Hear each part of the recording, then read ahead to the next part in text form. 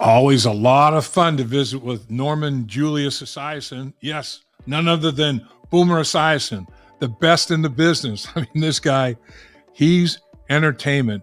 And he was kind enough to join us in the trenches with Dave Lapham, brought to you by First Star Logistics. And he had a lot to say about Jake Browning, about the Cincinnati Bengals offense, about the two-game winning streak they're on, scoring 34 points in each one, about the upcoming game against the Minnesota Vikings. I mean, it's very, very interesting to hear a guy as accomplished as Boomer Esiason talking about what's going on with the Cincinnati Bengals, Jake Browning, the coaching staff, what they're doing to assist and enable the success of Jake Browning. Very, very good stuff. And so well said, because Boomer Esiason is so entertaining. I hope you have as much fun checking this out as I did catching up with Boomer.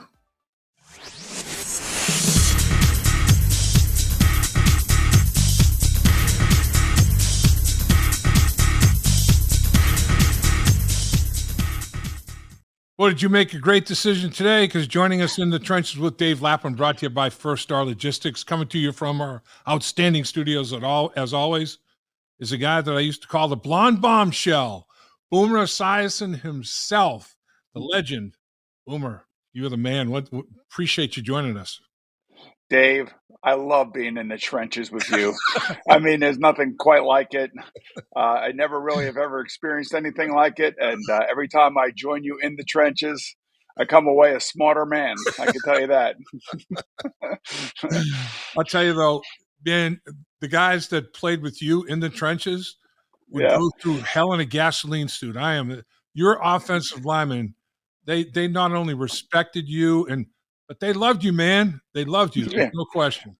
Well, there's certainly a connection there, and I think that had a lot to do with my high school football coach, who was a All-American offensive lineman at the Purdue University. His quarterback was Bob Greasy. So when he became my high school coach, he taught me all about that relationship and how important it was, and I never forgot it. And he taught me the offensive lineman's prayer.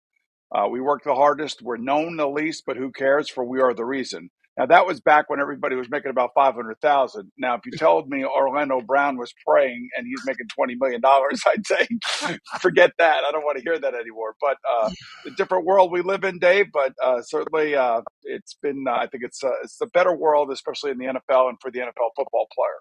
No question, Boomer.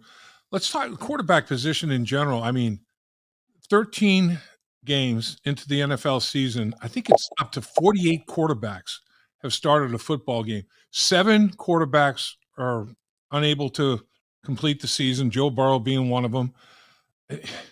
There's really nothing you can do. I mean, it's a violent game. It's a grown man's game, right? It really is. And it's unfortunate that we've lost as many as we have this year, starting with Aaron Rodgers on Monday Night Football. Of course, against the Bills, he only played 4 plays for the Jets. But, we need our stars out there. We need the Joe Burrows of the world and the Aaron Rodgers of the world and Kirk Cousins and, people like that who, are household names. That's what people want to see. That's why they buy the tickets. That's why they buy the jerseys. When I was back there for that Monday night game against the Rams, and I was, fortunate enough to be put up in the Ring of Honor, it was the first time I was back with Joe Burrow being the quarterback, and that was a whiteout night, and I just could not believe what I was witnessing at Paul Brown Stadium. It really goes to show you what these quarterbacks bring to their franchises and why they pay them so much money, because they're the ones that excite the city. And there's no question that guys like Patrick Mahomes and, of course, Lamar Jackson in Baltimore and Joe and Josh Allen, I can go on and on and on, Jalen Hurts and Dak Prescott, they're worth every penny because they're the ones that really raise the level of the franchise. So it's unfortunate when we lose those guys. But, we also have the stories like Jake Browning. We have guys like Tommy DeVito here in New York, which is crazy. And it all started with Tyson Bagent, believe it or not, when Justin Fields went down in Chicago in the middle of the season. This unheralded, undrafted rookie free agent out of a very small school got a chance to play in an NFL game. And he won it. I think he won a game or two, and it looked like he actually belonged. So, so there's a good and a bad. I mean, we miss our stars, but we certainly love the stories that we're witnessing in Cincinnati right now. No doubt. Let's talk about Jake Browning a little bit, Boomer. I mean, this guy, man, 3 games, 3 starts. He's completed 79.3% of his passes quarterback rating of 113.4, the best since 1950. I mean, it's crazy. The last two starts, 68 points, 34 in each game, like averaging over like 430 yards. I mean, dare I say it's Joe Burrow-ish? I mean, it's crazy what he's doing. Yeah, it's great. I think Coach Callahan has done a great job with him. I was watching a couple of his post-game pressers, and they were asking him what was different between the last two games and the Pittsburgh game. And you and I both know this. And when he was talking about this, I could go back 35 years and say I was saying the same thing. When you're playing the Pittsburgh 34 defense, it creates a lot of problems in terms of pass protection. And when you go into their games and you go in there with 5 or 6 man pass protections, you're always looking around to see who's in the pass rush and where the blitz is coming from and whether or not you got to throw it hot. And I don't think he really played with a really clean mind that particular game. But then Callahan and Zach Taylor kind of pared back the game plan, made it a little bit simpler for him in terms of pass protections. In other words, you still got to have the guts standing in there, but you'd also like to know in the back of your mind that you know who everybody is supposed to be blocking, and you don't have to worry about being clouded. Right. So I think what they've done the last 2 weeks is that they've played to his strengths. He's a smart kid. He's an older kid. He's mature. He played 54 games in college. And I think I've told you before, I was in college for 5 years. I didn't play my first 2 years and I played my final 3 years. That's valuable experience. And that's where a young man gets to grow and mature both physically and mentally. I don't necessarily know that I was that mature when I first got there in Cincinnati, but he's had a chance now to sit around on a couple of franchises and watch one of the great players of his era in Joe Burrow. And now all he has to do is mimic that. And by mimicking that, I mean by showing the poise that Joe Burrow has in the field. And good for Jake that the last 2 games, over 30 points. I mean, nobody saw this coming. Nobody saw this coming. Maybe the guys in the locker room did. Maybe Jake did because he's obviously very confident in himself. Maybe the coaches did once they pared back the pass protections and made it a little bit simpler for a guy who hadn't been in the pocket for a long time. But I can't disagree with what you said about what he's done, and his completion percentage has been phenomenal. It's been crazy. I think there's some similarities. Every quarterback that has success, before teammates know what you can do on the field, they have to have a belief and trust in you. And you had that. I mean, you're a tremendous people person, and people just believed in Boomer Esiason. Jake Browning's got some of that, here's an example. The Bengals defensive backfield, they meet on their own on Tuesdays, and they get a jump on seeing tendencies and tells and all that sort of thing, studying the opponent's tape. So Jake Browning's like, hey guys, mind if I show up at this meeting with you, get a quarterback's perspective on what's going on? I mean, it's extra. It's a day off, it's not any kind of mandatory thing. He volunteers himself and he's like, yeah, this route combination, they're not going to think about over here. This is what they're trying to get done. And that just trying to make yourself more valuable to your teammates. So everybody believed in and loved the guy before he even took that first snap. Now his level of play is like, wow, now it's cementing everything that they thought about him, Maybe he's the next Zach Taylor or Kevin O'Connell, for God's sake. I mean, here's a guy that, loves ball, loves sitting in defensive back meeting rooms. I would hate that. but I understand what he's doing. I mean, quite frankly, he has an opportunity of a lifetime right now. Yeah. And he really is making the most of it. I mean, people are taking notice. I mean, I'm assuming that he'll stay in Cincinnati next year. I don't know what his contract situation is, but the better he plays, the more likely he is to get another contract. And then the next contract is going to be much bigger than the one that he's currently sitting on because nobody really knew that much about him. And I'm sure that Joe Burrow's in his corner every step of the way too. That's the other great thing.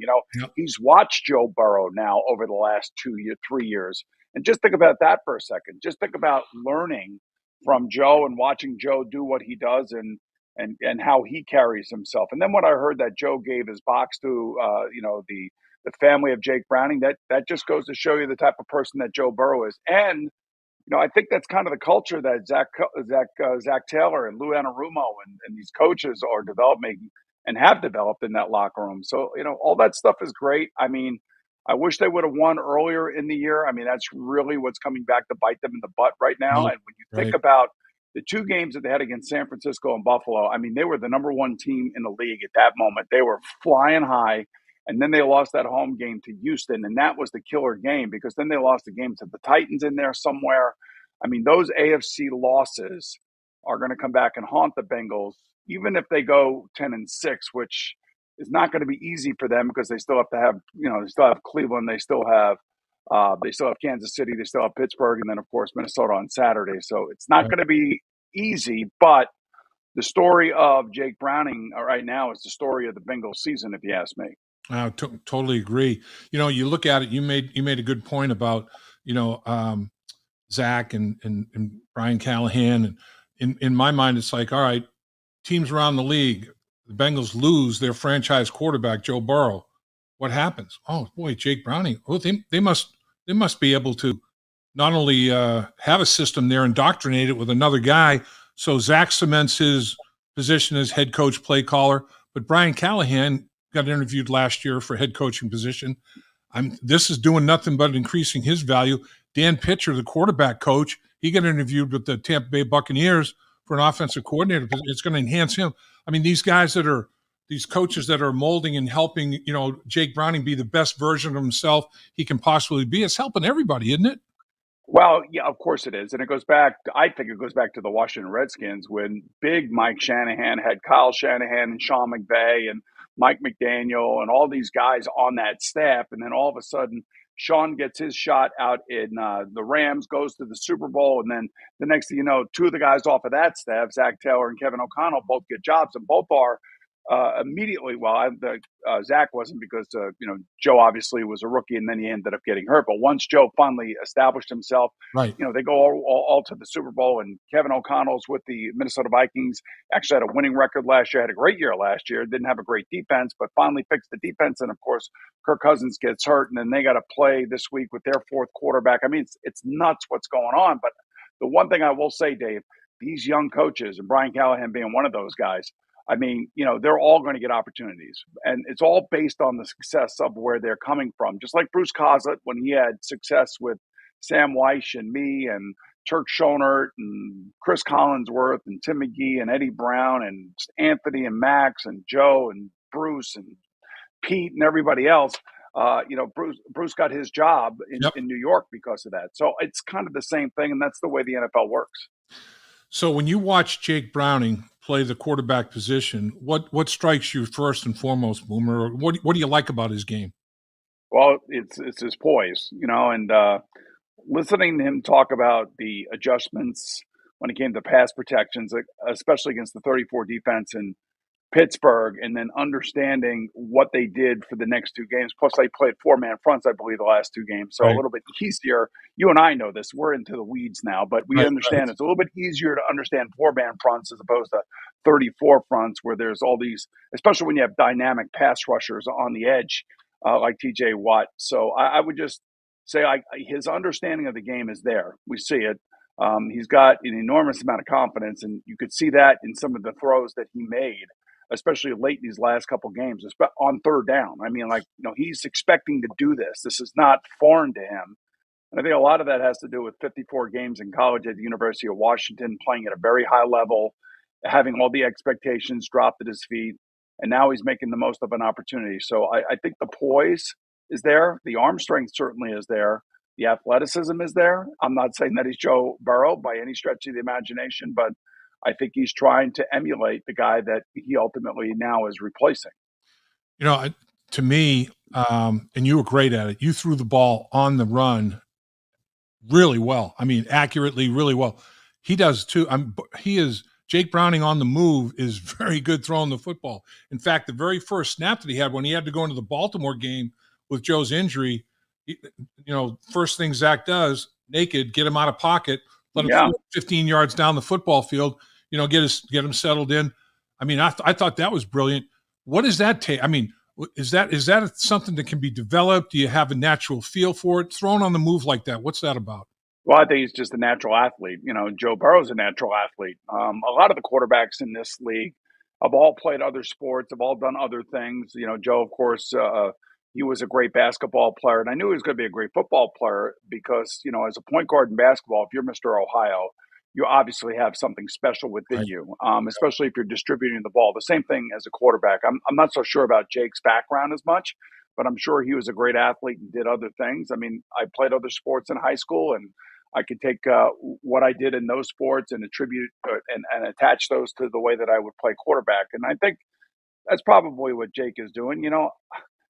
It's we're seeing a lot of this around the league. I mean, we're seeing a lot of older guys that have been around 2, 3, 4 years, and we all kind of like in the media say, "Who's that guy? Where did he come from? Why is he here?" And then if they're in the right spot and they got good players around them, like T. Higgins comes back into the lineup. Now all of a sudden you have your full complement of wide receivers. You got your tight ends. You got your running backs. You got all different aspects that you can utilize to take some of the pressure off of him. Now, if you were playing for some of these other teams like the New York Giants, I don't necessarily know that he would be this good, but he's been around this group. This group is a really good skill group. Their offensive lineup has done a hell of a job the last 2 games pass blocking. Yep. And he's gotten himself out of trouble. There's no question about that. But again, I go back to Callahan and Taylor, the play calling, the play designs, getting him more comfortable to be able to be the player that he was at Washington and not have this thing overwhelm him. And hopefully that's going to be the case come Saturday against Minnesota. 42 consecutive games, the Bengals had given up a quarterback sack. None last week though. They pitched a shutout in last week's football game, getting that victory against the Indianapolis Colts. And you make a great point. The protection's been good. I mean, he was sacked once, maybe a couple of times, and I think a lot of it is, and you were a big believer in this, the running game. And this week's opponent, Brian Flores with Minnesota, there's not a pressure package or a coverage known to man that he won't run. I mean, they're the number 1 blitz team in the NFL, and they're the number 1 team dropping 8 in the NFL. So he'll go north and south pole and everything in between.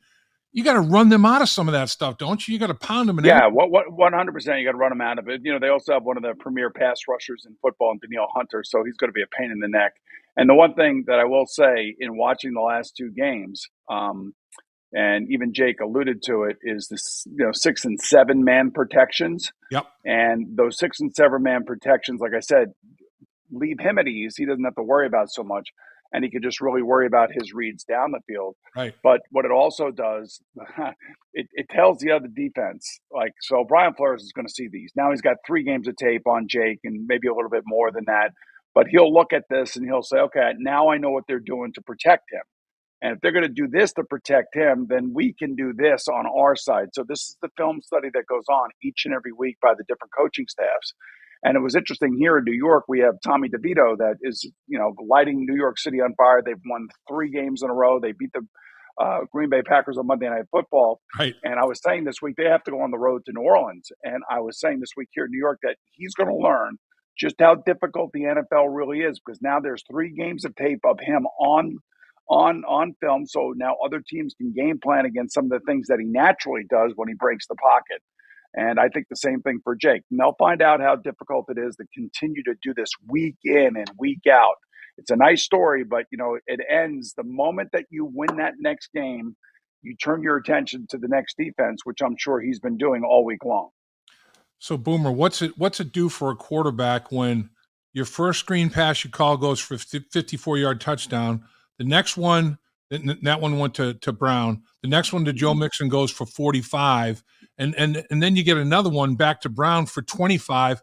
I mean, you got like 120 plus yards of screen, and you don't have 0 air yards. I mean, he threw. That's okay. That's okay. But here's the thing: as a quarterback, everybody say no air yards, no air yards. But you know what? Somebody has got to stand in there, know that they're running a screen, know that their offensive linemen are going to let their guys go. He's got to bait people to him.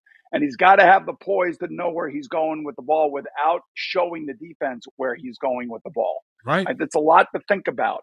And, anybody who says, he's not throwing the ball down the field, all right, you go back there and stand there and go try to throw one of those screen passes with these animals coming at you. Then you tell me how hard it is or how easy it is. So there's a lot of things that go on playing quarterback. It's not just throwing the ball 25 yards down the field. You got to manipulate the offense. You got to get the players in and out. You can't be, breaking timeouts. You can't be having your guys, false starting and holding because they're unsure about what you're doing. So you got to bring confidence to that huddle. And that's probably the really surprising thing out of some of these young guys that have come into the league and have had to play now under duress and real circumstances that Jake really excels at. It sounds like he's got a handle on this offense. He's very confident about it. And everybody in that huddle knows that he's the man now. And that's with Joe Burrow in the building, for God's sake. I can't even imagine how difficult this must be for Jake, but how much he must be enjoying it. You made a great point, Boomer, about, massaging the offense to the player a little bit. And he comes into the game against the Ravens, totally unexpectedly. And the coach is like, what did you like about the game plan that we can, make sure we get to for you? He goes, look, I know the offense. I've been here for 3 years. Just call the game. Don't worry about me. Just call the game. I know what I'm doing. You trust me. I've been around for a while. I get it. I've been here through all the evolution of this offense. Just call it. Just call it. But then now they've gotten to, like you're saying, okay, boy, I really didn't like this as much as I thought when I'm out there. Let's stay away from this and go to this. And now they're running the football. They're running the screen game. They have them under center. They have 2 tight ends. They're running bootlegs. They're running nakeds. They're doing a bunch of stuff, and it's all looking good. Boy, they have a big inventory. It's looking really good. Well, then that's certainly confidence for the coaches. But again, they're going to pare down some of the pass protections. You know that, and I know that. And yep. The best offense in the league to watch, in my humble estimation, is the San Francisco 49ers. And it is a version of the West Coast offense. Everybody puts their little spin on it. Different playmakers can do different things. Andy Reid has a way of doing it. Kevin O'Connell has a way of doing it. Sean McVay has a way of doing it. And Kyle Shanahan is a brilliant play designer, play caller. And, his quarterback, Brock Purdy, spends a lot of time under center. It's not always shotgun. And there is a lot of play action. There's a lot of boot. There's a lot of guys getting wide open, but somebody has to deliver the ball. And Brock is certainly locked into their offense, kind of like it seems like Jake is locked into the Bengal offense. So now it's up for the play designer and up to the play caller to not put Jake in really tough situations. Now, if they get behind in the fourth quarter, then it's Katie bar at the door, everything out the window, and you got to do what you think is in your best interest to try to score points as quickly as possible. But if you're in a tight game, you want to make sure that you are designing plays, calling plays that is going to get the best out of your quarterback, especially in high stressful situations, which is exactly what the Bengals have done the last 2 weeks, learning from that first foray and that little folly that you would call the Pittsburgh Steelers and dealing with that 3-4 defense. It's interesting. I think this going up against this Minnesota Viking defense again with Brian Flores, it's like, all right, well, as an offensive line, I remember when facing defenses that had all these pressure packages, Tiger Johnson would say, all right, man, we're gonna pare it down to these handful of protections. We're gonna make they're applicable and we can use them against a bunch of different looks. We're gonna instead of having all of this, have you guys worry about a whole bunch of things. We're apply rules, have a very few protections that handle a bunch of things. That's going to be a big key, I think, in this game. Yeah, without question. The other thing too is, there's a ripple effect when you do things like this. So if we're going to go 6-7 man protection, we're going to keep it simple for the quarterback and the offensive line. That means the wide receivers and the running backs have got to be competing their asses off. They got to win. And I'll never forget, whether it be Bruce Coslett or Sam Weiss standing up in front of our team saying, okay, guys, it's Cleveland Brown week. The wide receivers are going to have to win. So we would go out to practice, and the defense, the look defense, would have 13 guys on it. There would be 2 extra linebackers on the field, and they would be bump and run on the wide receivers when the ball was snapped, and it was up to the wide receiver to get away from them if they could in practice. And if they could do it in practice, there was no way they were going to get away from Hanford Dixon and Frank Minifield, back when we were playing them. So that's kind of like what's going on now. So now the skilled players around Jake Browning have got to ramp up their game. And I think they have. Joe Mixon, I think it was in Jacksonville. I think it was the Jacksonville game. I mean, he took a ball from 3 yards out and ran over somebody and was about an inch off the ground and was not going to be denied that touchdown. Right. And, that's the kind of thing that supports a young quarterback. And I think the players, realize that they put themselves in a bad situation at this point in the season with 4 games to go. And I kind of feel like they're all trying to make up for some of the losses that they had early in the year by ramping up their game as well. So from T. Higgins to Jamar Chase to Joe Mixon, and everybody else in between, I feel like that's what everybody's doing right now. I'm thinking, remember Wink Martindale, obviously, he was in New York for a bit, obviously. When he was still here.